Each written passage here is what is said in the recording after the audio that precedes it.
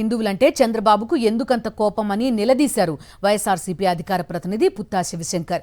శ్రీశైలంలో శివభక్తులపై లాఠీచార్జ్ చేయడం అత్యంత అమానుషమని మండిపడ్డారు. ఓం నమః శివాయ అనాల్సిన చోట భక్తులతో హాహాకారాలు చేయించారని ఆగ్రహం వ్యక్తం చేశారు.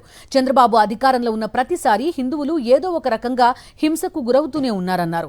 గోదావరి పుష్కరాల్లో తొక్కిసలాట, తిరుమలలో తొక్కిసలాట, సింహాచలంలో గోడ కూలడం, శ్రీకాకుళంలో తొక్కిసలాట, తాజాగా శివస్వాములపై లాఠీ చార్జీలు చూస్తుంటే ప్రభుత్వం గత అనుభవాల నుంచి ఎటువంటి జాగ్రత్తలు తీసుకోవడం లేదని అర్థమవుతోందన్నారు. రాయలసీమలో మనకు తెలుసు కదా ఎంత టెంపరేచర్ ఉంటుంది, కింద కనీసం అంటే మ్యాటైనా వేసేటువంటి పరిస్థితి లేదా? మంచినీళ్ళు కూడా శివస్వాములకి ఇప్పించలేని స్థితిలో ఈ ప్రభుత్వం ఉందా?